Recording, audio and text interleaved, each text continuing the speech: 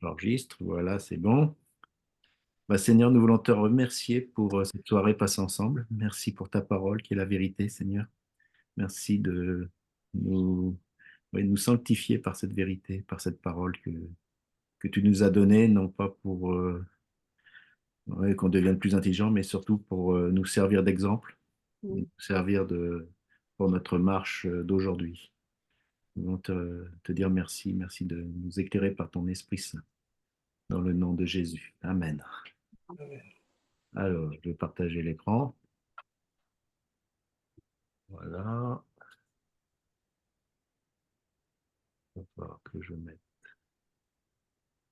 Toc. Vous voyez bien l'écran là? Ouais, ouais, c'est bon. C'est bon? C'est bon. Donc, on va reprendre un peu la suite des conséquences du veau d'or parce que on a vu ce qui s'est passé, hein, mais il y a eu des conséquences après sur la suite de la marche du peuple et surtout sa relation avec Dieu qui ne sera plus la même à partir du veau d'or. Donc, je vais revenir un petit peu en arrière l'Exode 32. Donc, le lendemain, Moïse dit au peuple, vous avez commis un grand péché. Je vais maintenant monter vers l'Éternel. J'obtiendrai peut-être le pardon de votre péché. Moïse retourna à l'Éternel et dit, ah, ce peuple a commis un grand péché. Ils se sont fait un dieu d'or. Pardonne maintenant leur péché, sinon efface-moi de ton livre que tu as écrit. L'Éternel dit à Moïse, c'est celui qui a péché contre moi que j'effacerai de mon livre. Va donc, conduis le peuple où je t'ai dit, voici mon ange marchera devant toi, mais au jour de ma vengeance, je les punirai de leurs péchés. L'Éternel frappa le peuple parce qu'il avait fait le veau fabriqué par Aaron.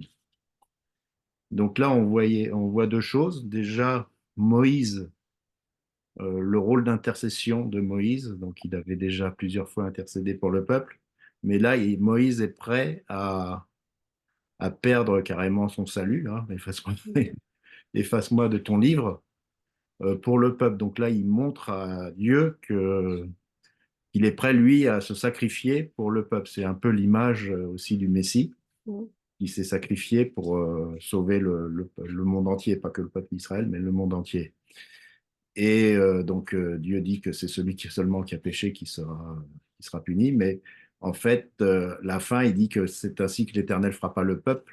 Il a frappé le peuple par, comme je l'avais dit, hein, c'est la vengeance que Moïse avait fait avec les Lévites, qui a tué 3000 hommes. C'est comme ça que l'Éternel frappa le peuple. Il n'y a pas eu d'autre plaie particulière après le veau d'or. Il n'y a pas eu de feu, il n'y a pas eu la terre qui s'est ouverte, enfin, il n'y a pas eu de destruction du peuple autre que le massacre que les Lévites avaient fait au milieu du peuple.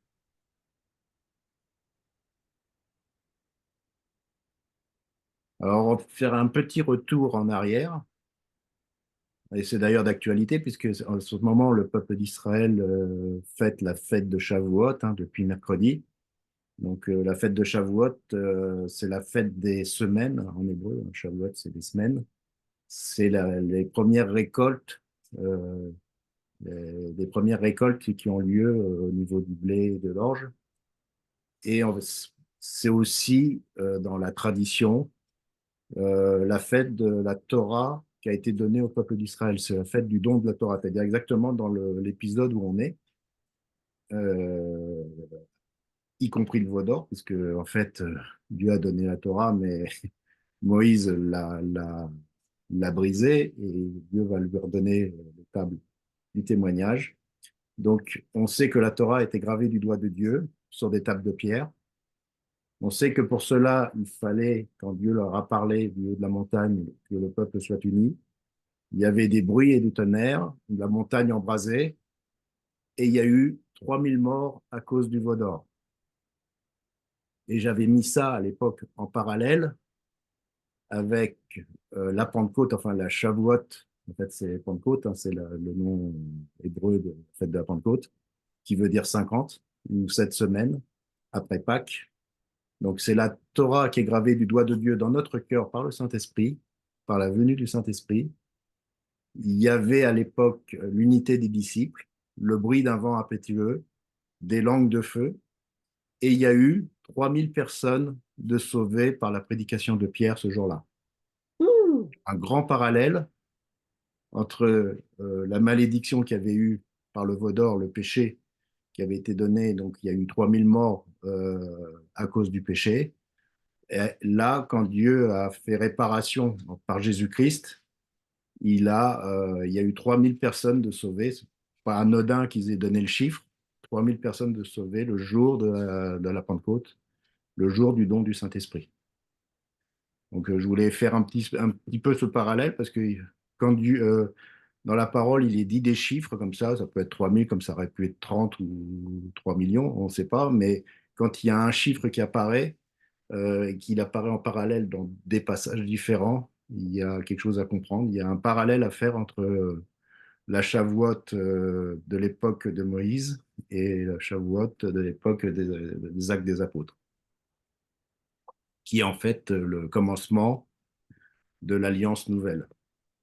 Tu Donc, peux me donner la référence de la Torah gravée du doigt de Dieu, là? c'est dans Acte 2, hein. Non, du doigt de Dieu. Exode 19, c'est ça que j'avais vu? Attends, j'ai perdu. Exode 19, oui. Ah, c'est ça. Exode 19. Merci, excuse-moi. Après, c'est Acte 2 pour Oui, le... oui, ça allait. Ça va. Jusqu'à... Pardonne maintenant leurs péchés, sinon efface-moi de ton livre que tu as écrit. L'Éternel dit à Moïse, c'est celui qui a péché contre moi que j'effacerai de mon livre. Va donc, conduis le peuple où je t'ai dit, voici mon ange marchera devant toi. Donc là, Dieu dit à Moïse, conduis le peuple où je t'ai dit, donc vers la terre promise, mais voici mon ange marchera devant toi. C'est plus l'Éternel qui marche avec eux, c'est mon ange qui marchera avec toi. Donc on va voir un petit peu plus profondément cette conséquence. Et je voulais aussi faire un autre parallèle avec l'apôtre Paul. Il dit, je dis la vérité en Christ, je ne mens pas, ma conscience m'en rend témoignage par le Saint-Esprit. J'éprouve une grande tristesse et j'ai dans le cœur un chagrin continuel, car je voudrais moi-même être anathème et séparé de Christ pour mes frères, mes parents selon la chair qui sont israélites, à qui appartiennent l'adoption et la gloire, et les alliances, et la loi, et le culte, et les promesses, et les patriarches, de qui il est issu, selon la chair, le Christ qui est au-dessus de toutes choses, Dieu béni éternellement. Donc, autant Moïse a voulu éventuellement être anathème, c'est le cas de le dire, pour le peuple d'Israël à l'époque, pour que Dieu pardonne au peuple, autant l'apôtre Paul avait la même démarche dans le cœur, voudrait être il aurait aimé être anathème et séparé si, en contrepartie, le peuple pouvait reconnaître Yeshua comme Messie. C'est ce qu'il dit dans Romains 9. Donc là aussi, il y a un parallèle entre Moïse et Paul.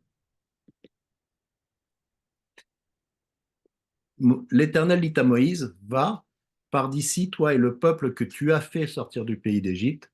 Donc là, il revient sur le peuple que tu as fait sortir du pays d'Égypte. Monte vers le pays que j'ai juré de donner à Abraham, à Isaac et à Jacob, en disant, je le donnerai à ta postérité. J'enverrai devant toi un ange et je chasserai les Cananéens, les Amoréens, les Étiens, les Phéréziens, les Éviens et les Jébusiens. Monte vers ce pays où coule le lait et le miel, mais je ne monterai pas au milieu de toi, de peur que je ne te consume en chemin, car tu es un peuple au cou roide. Donc, avant le veau d'or, Dieu guidait le peuple et était au milieu du peuple.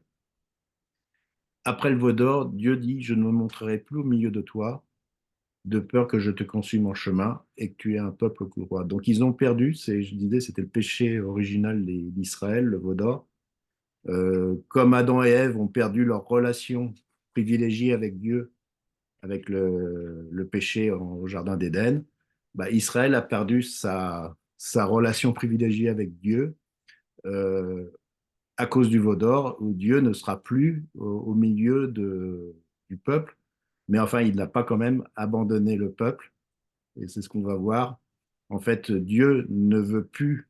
être au milieu du campement d'Israël, et pourtant il y a toujours la colonne de feu et la nuée qui sera sur le tabernacle, hein, parce que le tabernacle n'existe pas encore.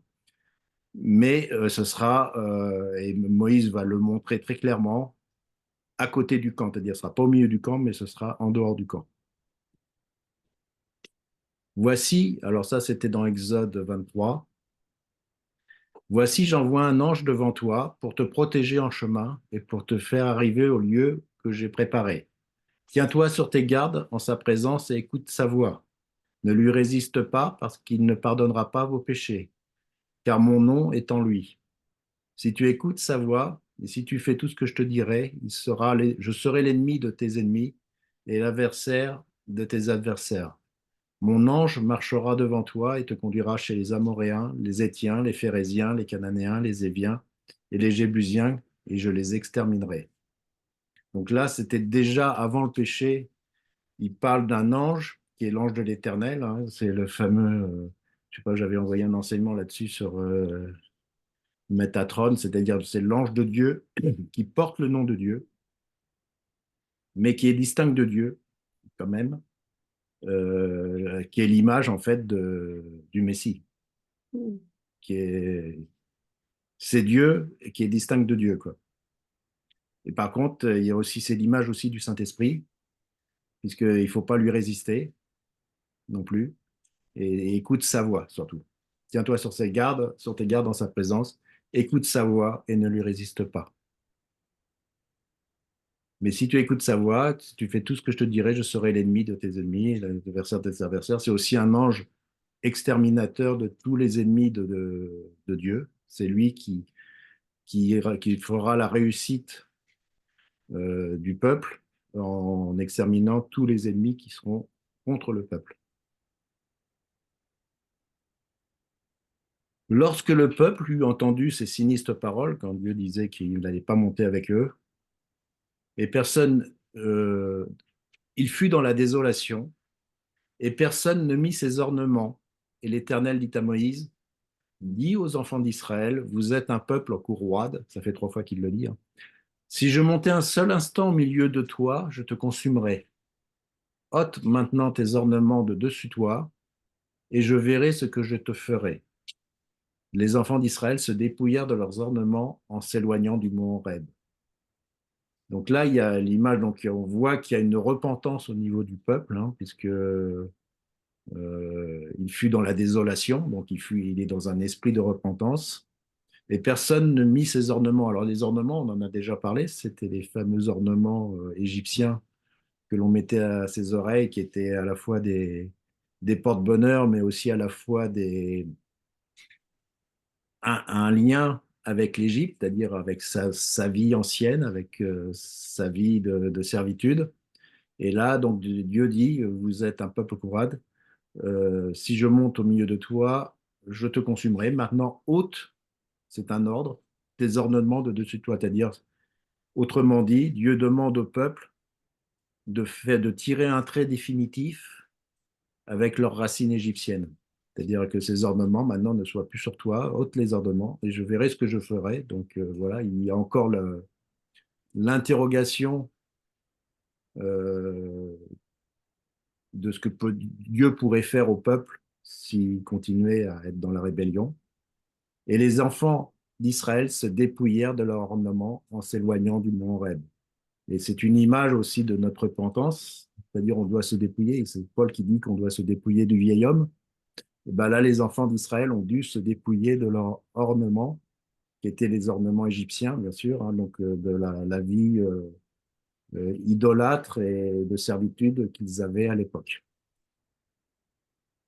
Mais on voit que le peuple est passé d'un peuple qui était peut-être fier d'avoir Dieu avec eux, à un peuple qui se repent parce que Dieu, justement, se retire d'au milieu d'eux. Moïse prit la tente et la dressa hors du camp, à quelque distance, et il l'appela tente d'assignation. Et tous ceux qui consultaient l'Éternel allaient vers la tente d'assignation, qui n'était plus dans le camp, qui était hors du camp, Lorsque Moïse se rendait à la tente, tout le peuple se levait, chacun se tenait à l'entrée de sa tente et suivait des yeux Moïse jusqu'à ce qu'il fût entré dans la tente. Et lorsque Moïse était entré dans la tente, la colonne de nuée descendait et s'arrêtait à l'entrée de la tente, et l'Éternel parlait avec Moïse. Je continue le passage parce que pas coupé au milieu. Tout le peuple voyait la colonne de nuée qui s'arrêtait à l'entrée de la tente. Tout le peuple se levait et se prosternait à l'entrée de sa tente. L'Éternel parlait avec Moïse face à face, comme un homme parle à son ami. Puis Moïse retournait au camp, mais son jeune serviteur Josué, fils de Nun, ne sortait pas du milieu de la tente. Alors là, de quelle tente il s'agit? Parce que ce n'est pas le tabernacle n'existe pas. Il n'existe pas encore, il n'a pas été construit, puisque Moïse l'avait donné Dieu l'a donné à Moïse sur le mont Horeb, et ils vont le construire dans les passages suivants. Moïse a pris quasiment sa tente, la sienne, une de ses tentes, et l'a mis hors du camp et l'a appelée tente d'assignation, qui va devenir en fait plus tard sera remplacé par le tabernacle. Mais là, hors du camp, on voit que Moïse prend la tente, le dresse hors du camp, et c'est simplement pour montrer au peuple que maintenant la gloire de Dieu, quand elle descend, elle n'est pas au milieu du camp, mais elle est à quelque distance du camp. Mais Dieu ne les a pas abandonnés, puisque Dieu continue à parler à Moïse. Et on voit que le peuple est très attentif parce qu'il suivait Moïse des yeux. Et quand la nuée descendait, les gens se prosternaient, ils étaient devant leur tente. Et tout le peuple se levait et se prosternait à l'entrée de sa propre tente. Et là, il y a un passage merveilleux, un des plus beaux passages euh, qui concerne Moïse. C'est l'Éternel parler avec Moïse face à face, comme un homme parle à son ami. Hmm. Jusqu'à présent, ce n'était pas le cas. Enfin, c'était pas précisé. On savait que c'était le cas puisqu'il était allé sur la montagne, euh, il a vu la présence de Dieu, mais là, c'est un face à face, comme un homme parle à son ami. C'est-à-dire le fait que Moïse est intercédé, bien maladroitement parfois, mais est intercédé pour le peuple et même a mis en jeu sa vie spirituelle pour sauver le peuple, il était devenu ami de Dieu. Puis Moïse retournait au camp, donc il retournait dans sa tente au milieu du camp, mais son jeune serviteur Josué, fils de Nun, lui ne sortait pas du milieu de la tente. Moïse dit à l'Éternel, voici, tu me dis, fais monter ce peuple, et tu ne me fais pas connaître qui tu enverras avec moi. Cependant, tu as dit, je te connais par ton nom, et tu as trouvé grâce à mes yeux. Maintenant, si j'ai trouvé grâce à tes yeux, fais-moi connaître tes voies, alors je te connaîtrai, et je trouverai encore grâce à tes yeux. Considère que cette nation est ton peuple. Et l'Éternel répondit, je marcherai moi-même avec toi et je te donnerai du repos.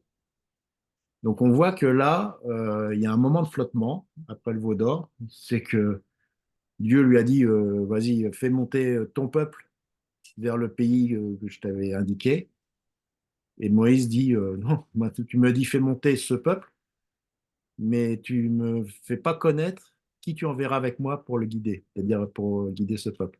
Maintenant, tu as dit, je te connais par ton nom et tu as trouvé grâce à mes yeux. Maintenant, si j'ai trouvé grâce à tes yeux, fais-moi connaître tes voies, alors je te connaîtrai et je trouverai encore grâce à tes yeux. Considère que cette nation est ton peuple, et non pas que le mien. Et l'Éternel répondit, je marcherai moi-même avec toi. Donc il y avait toujours cette incertitude de savoir si Dieu allait les accompagner ou pas.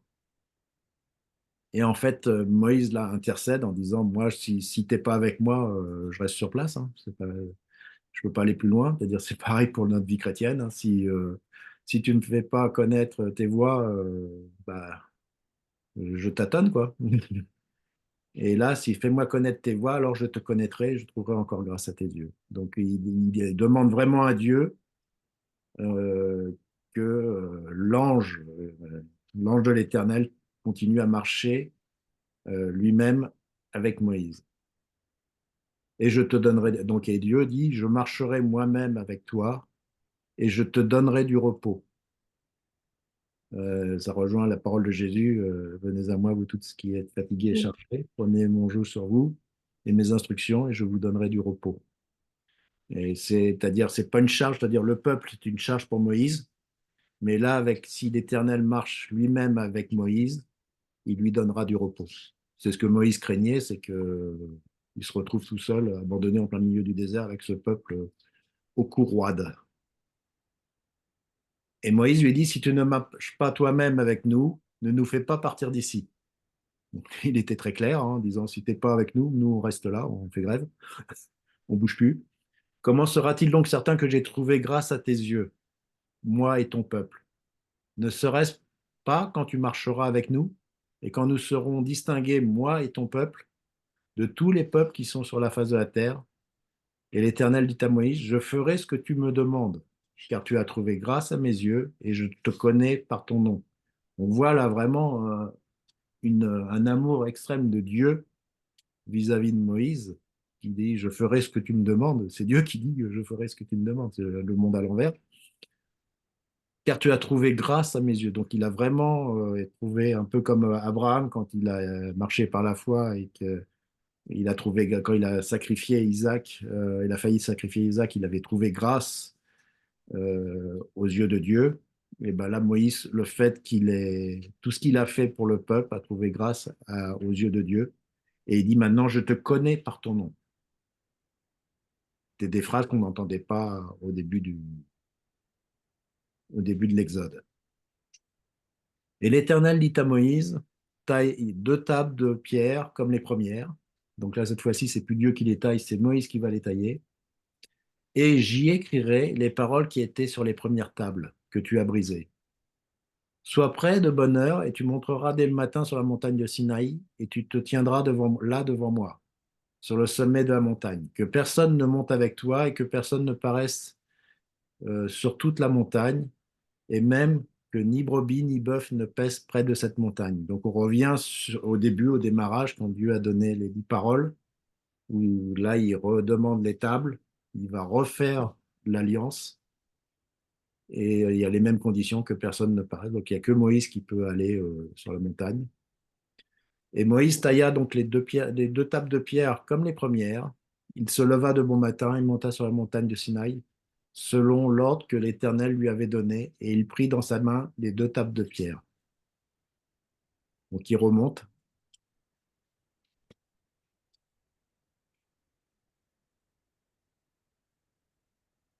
Alors j'ai oublié de vous dire quelque chose, parce que là je vois que je suis déjà sur ce passage-là. Euh, ouais, oui, j'ai sauté ce passage-là, je crois. Cette diapo a été sautée. Moïse, Oui. voilà, si tu ne marches pas, j'y trouvais, je te connais par ton nom. Voilà. Moïse dit, et c'est un passage le plus important, c'est pour ça que je dis c'est bizarre, on n'est pas parlé. Moïse dit, fais-moi voir ta gloire. L'Éternel répondit, je ferai passer devant toi toute ma bonté, et je proclamerai devant toi le nom de l'Éternel. Je fais grâce à qui je fais grâce, et miséricorde à qui je fais miséricorde. L'Éternel dit, tu ne pourras pas voir ma face, car l'homme ne peut me voir et vivre. L'Éternel dit, voici un lieu près de moi, où tu te tiendras sur le rocher. Quand ma gloire passera, je te mettrai dans un creux du rocher, et je te couvrirai de ma main, jusqu'à ce que j'ai passé. Et lorsque je retournerai ma main, tu me verras par derrière, mais ma face ne pourra pas être vue. Donc là, du coup, Moïse, il veut vraiment des preuves que Dieu va être avec lui.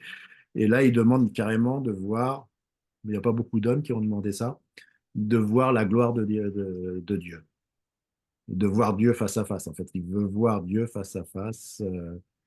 Là, on peut voir quand il était dans la tente, quand il dit qu'il parlait avec Dieu face à face, Ouais. c'était juste une voix, quoi. C'est-à-dire, il y avait pas de, il y avait la nuée qui était au-dessus de la tente, mais il voyait pas Dieu face à face. Il entendait la voix de Dieu et il parlait Ah, Dieu face à face. Mais c'était pas, il n'avait pas Dieu en face de lui. Il y avait une voix. D'ailleurs, tout le monde s'accorde à dire que c'était la voix de Dieu qu'il entendait, hein. Mais là, il veut voir Dieu carrément. Il veut pas voir que la voix de Dieu, il veut voir Dieu, il veut le voir face à face carrément avec sa gloire et tout ça. Et sauf que Dieu lui dit, bah, tu peux pas voir ma face, car l'homme ne peut voir me voir et continuer à vivre, tellement c'est glorieux. Et donc il dit, voici un lieu, tu te tiendras sur ce rocher, quand la gloire passera, je me mettrai dans un creux du rocher. Donc il faut qu'il sera dans un creux. Et ce creux de rocher, en fait, c'est une grotte. On suppose que c'était dans une grotte. Et c'est la fameuse grotte où Élie est allé se réfugier après les prophètes de Baal, où il était caché dans une grotte au mont Horeb. Il était retourné dans le mont Horeb. Et c'est là où Dieu, il y a eu trois moments de terre, il y a eu le vent violent, puis il y a eu un dos murmure, et c'est là que Élie est ressorti de la grotte pour parler avec Dieu. On suppose que c'est au même endroit.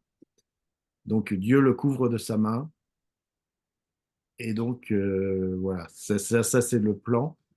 Et donc Moïse taille les prières et remonte sur le mont Horeb, justement à cet endroit-là. Et l'Éternel descendit dans une nuée et se tint là auprès de lui et proclama le nom de l'Éternel.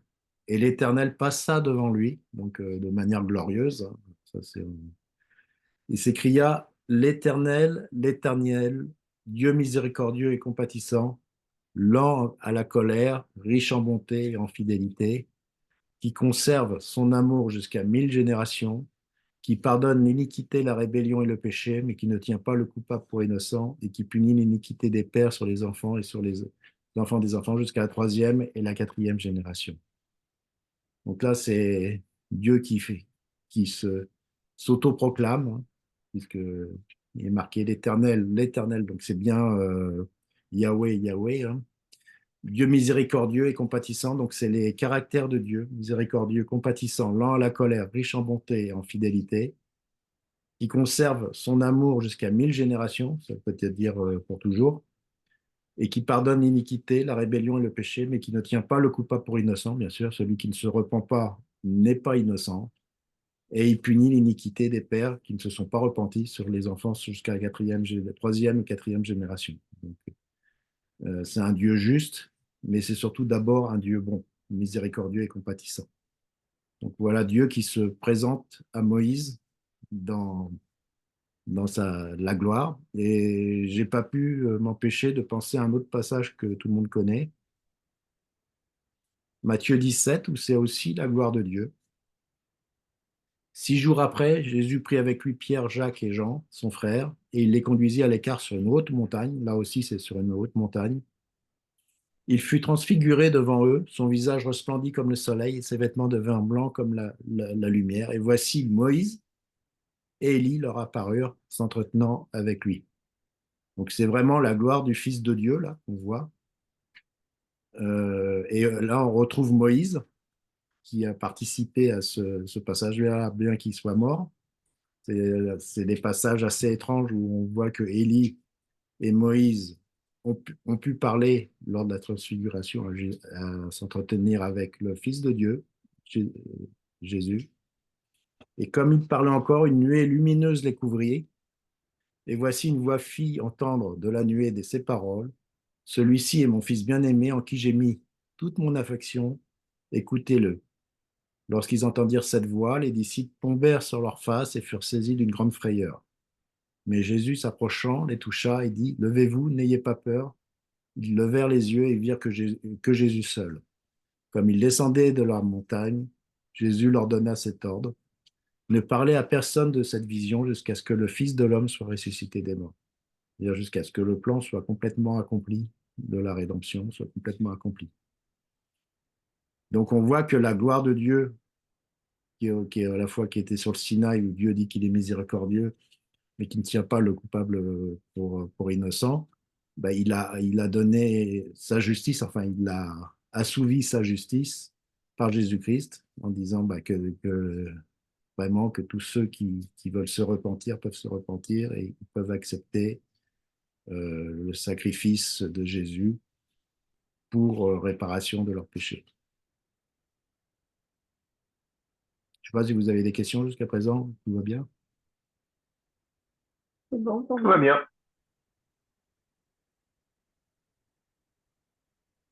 Aussitôt, Moïse s'inclina à terre et se prosterna et dit, Seigneur, si j'ai trouvé grâce à tes yeux, que le Seigneur marche au milieu de nous, car c'est un peuple au cou roide.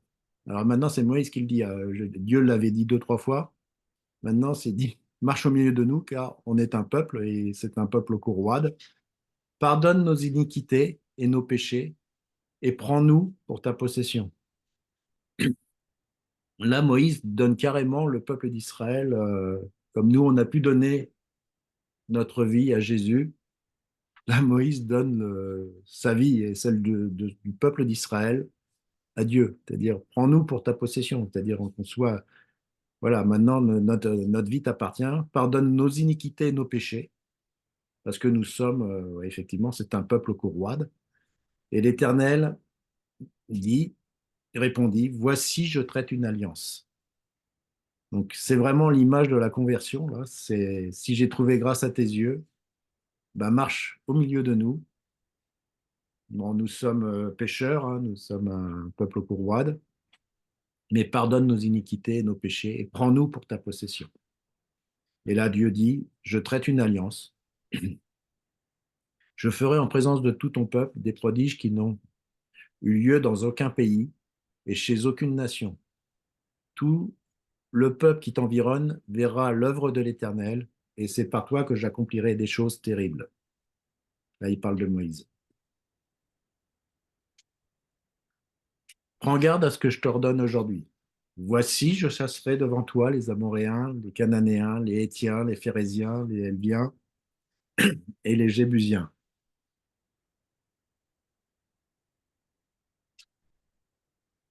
Garde-toi de faire alliance avec les habitants du pays où tu dois entrer, de peur qu'ils ne soient un piège pour toi. Au contraire, vous renverserez leur autel, vous briserez leur statue, vous abattrez leur idole. Tu ne prosterneras point devant un autre Dieu, car l'Éternel porte le nom de jaloux. Il est un Dieu jaloux. C'est-à-dire, je veux bien faire alliance avec vous, mais gardez-vous de l'idolâtrie, gardez-vous d'avoir d'autres dieux devant ma face. C'est le premier commandement, hein. Parce que je suis jaloux. Alors, si jaloux, c'est pas non plus un défaut pour Dieu. C'est une de ses qualités, c'est qu'il est exclusif. Et c'est soit lui, voilà, il n'y a que lui qui est Dieu, comme dit la prière, hein, Shema Israël, Adonai Elohenu, Adonai Erad. Il est unique, et c'est le Dieu unique, et il n'y en aura pas d'autres qui, euh, qui feront concurrence au Dieu d'Israël, tout au moins dans le cœur d'Israël. Tu ne te prosterneras pas devant un autre Dieu, s'il insiste, car l'Éternel porte le nom de jaloux. Il est un Dieu jaloux. Garde-toi de faire alliance avec les habitants du pays, de peur que se prostituant à leur Dieu et leur offrant des sacrifices, ils ne t'invitent et que tu ne manges de leurs victimes, de peur que tu ne prennes de leurs filles pour tes fils et que leurs filles, se prostituant à leur Dieu, n'entraînent tes fils à se prostituer à leur Dieu. Tu ne feras point de Dieu enfante.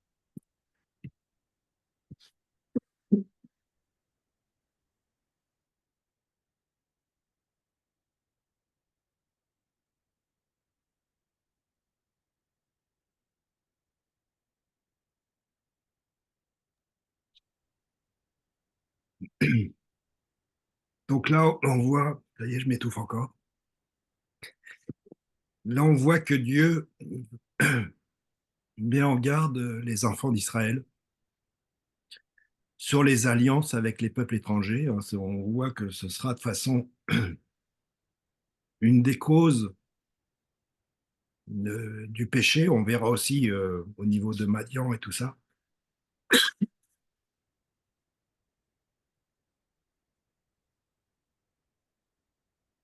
Donc il faut vraiment que le peuple se garde et se sanctifie, se mette à part.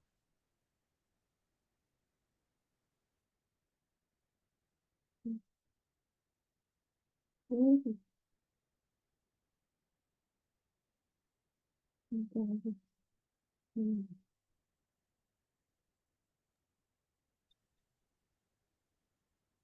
Et là, Dieu les avertit vraiment de ce qui va se passer, en fait, dans l'avenir. parce que les peuples étrangers vont faire alliance. Il y en a même qui vont user de perfidie, hein. On connaît les Ammonites, non, les Gabaonites, pardon. Et on voit que aussi bah, ce qu'avait fait avec, on le verra dans la suite de l'Exode, Balaam avec les filles de Moab, qui ont fait pécher le peuple de manière grave. Donc en fait, là, Dieu n'invente rien, hein. Il prévient simplement dans l'alliance qu'il faudra être à part, être un peuple à part. Et c'est pour ça, c'est une explication de pourquoi, à l'époque même des apôtres, et que je dirais, dans la loi orale, il était interdit d'avoir des relations avec des païens. C'est pour ça que Pierre ne pouvait pas aller chez Corneille et qu'il a fallu la vision de la nappe pour le faire changer d'avis, hein. Donc, parce que c'est justement, il fallait que le peuple d'Israël soit saint et à part. Là, du coup, il remet l'alliance en place. Donc, tu observeras la fête des pains sans levain pendant 7 jours. La fête des pains sans levain, comme on l'avait vu, c'est la fête de Pessah, qui commence par un agneau immolé, mais pendant 7 jours, on ne mange pas de pain avec du levain, qui est un peu l'image du péché. Au temps fixé dans le mois des épis, tu mangeras des pains sans levain, comme je t'en ai donné l'ordre, car c'est dans le mois des épis que tu es sorti d'Égypte. Tout premier-né m'appartient, même tout mâle premier-né dans les troupeaux de gros et de menus bétail. Tu rachèteras avec un agneau le premier-né de l'âne, et si tu ne le rachètes pas, tu lui briseras la nuque. C'était radical, là, à l'époque.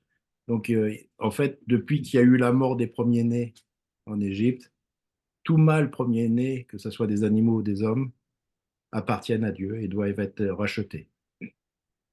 Tu rachèteras tout premier-né de tes fils, et l'on se présentera point à vide devant ma face. Donc, quand tu te présentes devant Dieu, tu ne viens pas les mains vides. Tu travailleras 6 jours et tu te reposeras le septième jour.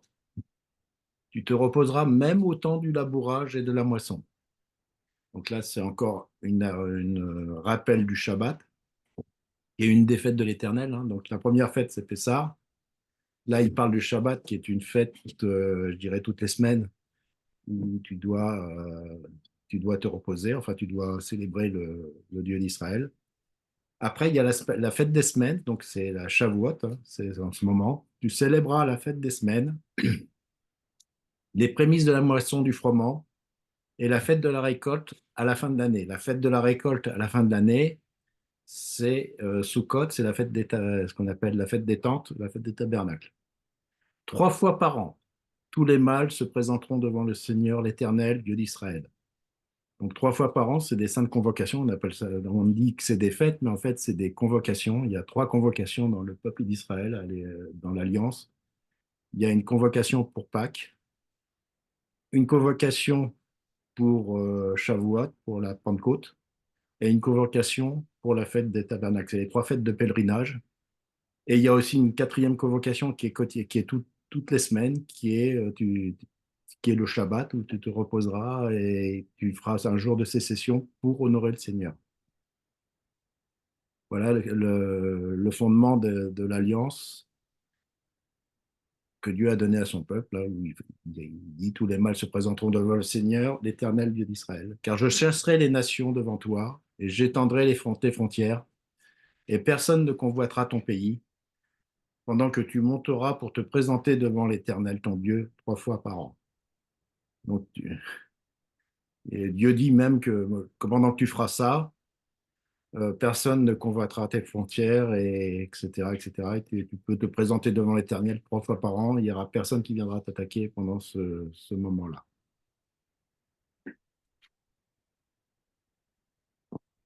Tu n'offriras point avec du pain levé le sang de la victime immolée en mon honneur. Donc, pas de levain dans les sacrifices.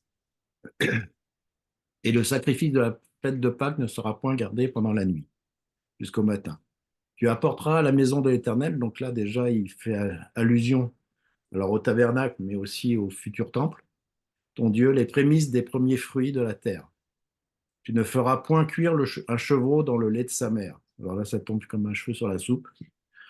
Euh, Ce passage-là, qui a été un passage, je dirais, très mal interprété par le judaïsme rabbinique, qui en fait, à cause de ça, maintenant, il y a les Juifs ne mélangent pas le lait et la viande, alors que tu ne feras point cuire un chevreau dans le lait de sa mère. Alors, soit c'était une coutume païenne de l'époque qui était un culte idolâtre, soit l'explication la plus simple, c'est tu ne tueras pas un chevreau qui n'est pas sevré. Tu ne feras pas cuire un chevreau qui n'est pas sevré. C'est-à-dire, on sait, nous on le fait au niveau des, on parle du veau sous la mer, ça se vend à la boucherie. Bah, c'est ça qui serait interdit, c'est-à-dire que un trop jeune animal ne doit pas être tué, quoi. Il faut qu'il soit au moins âgé d'un an, comme le dit, il est dit dans les sacrifices. Donc voilà, l'histoire de ne pas mélanger le lait et la viande, bah, ça c'est une interprétation rabbinique, et je peux le prouver, puisque Abraham, quand il a reçu les trois anges qui allaient sur Sodome, la première chose qu'il a fait, c'est qu'il a tué un chevreau et il a donné aussi du lait et des produits laitiers à l'Éternel, enfin à l'ange de l'Éternel. Donc si Abraham s'est permis de faire ça, c'est que c'est pas ça que le commandement veut dire. Ça va jusque-là? Mhm. Ok, ok. Moïse descendit de la montagne de Sinaï, ayant les deux tables de témoignage dans sa main, cette fois-ci. En descendant de la montagne, il ne savait pas que la peau de son visage rayonnait. Alors ça, on en a déjà parlé. Donc la peau de son visage était, il a vu la gloire de Dieu quand même. Donc elle était rayonnante de lumière. Karan et non Kéren. Karan voulant dire rayonner et Kéren voulant dire ayant des cornes. Parce qu'il avait parlé avec l'Éternel. Aaron et tous les enfants d'Israël regardèrent Moïse, et voici la peau de son visage rayonnait, et ils craignaient de s'approcher de lui. Moïse les appela, Aaron et tous les principaux de l'assemblée vinrent auprès de lui, et il leur parla. Après cela, tous les enfants d'Israël s'approchèrent et il leur donna tous les ordres qu'il avait reçus de l'Éternel sur la montagne de Sinaï. Lorsque Moïse eut achevé de leur parler, il mit un voile sur son visage. Et quand Moïse entrait devant l'Éternel pour lui parler, il ôtait le voile jusqu'à ce qu'il sortît. Et quand il sortait, il disait aux enfants d'Israël ce qui lui avait été ordonné. Les enfants d'Israël regardaient le visage de Moïse et voyaient que la peau de son visage rayonnait, et Moïse remettait le voile sur son visage jusqu'à ce qu'il entrât pour parler avec l'Éternel. Donc on voit que Moïse a été carrément transfiguré. C'est un peu le lien aussi que j'ai fait avec Jésus.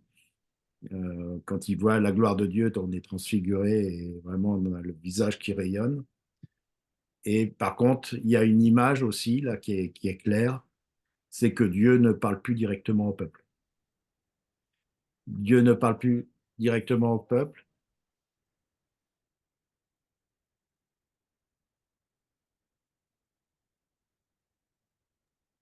Dans des 30 secondes, il y a le téléphone qui sonne.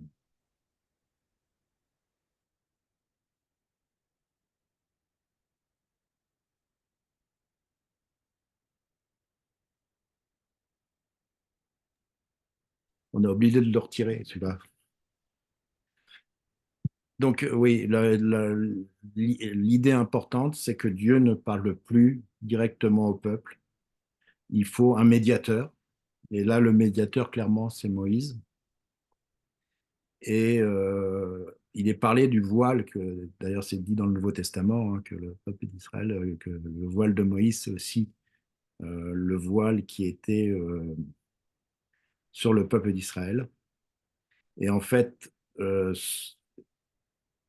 le, il- quand la gloire de Dieu est tellement importante que Moïse se cachait, enfin cachait son visage devant le peuple.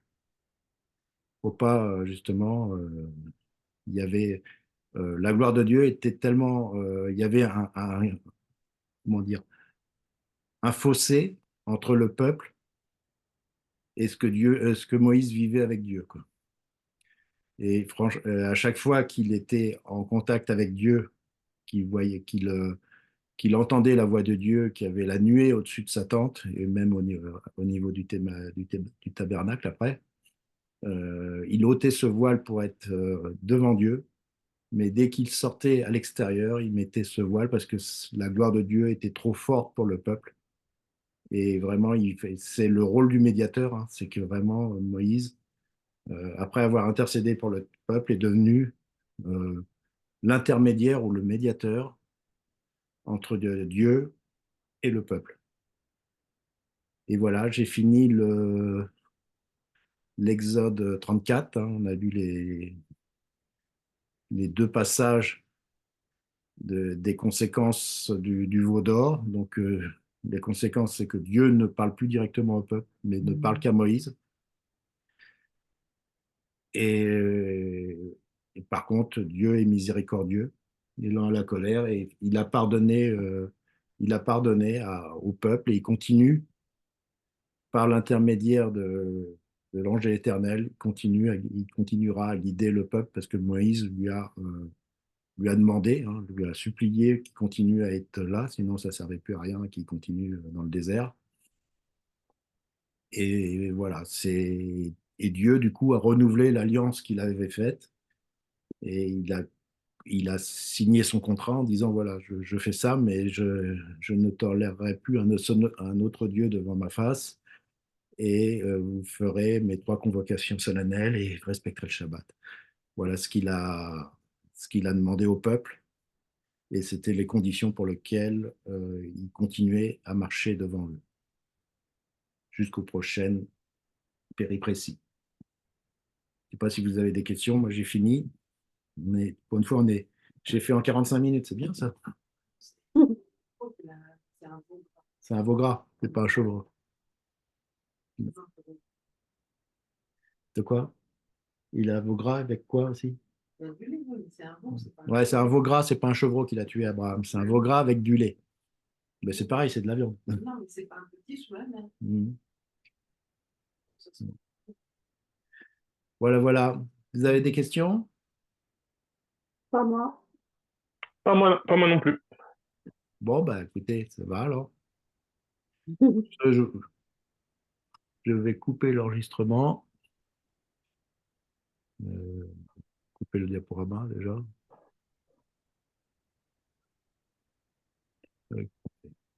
C'était le diaporama.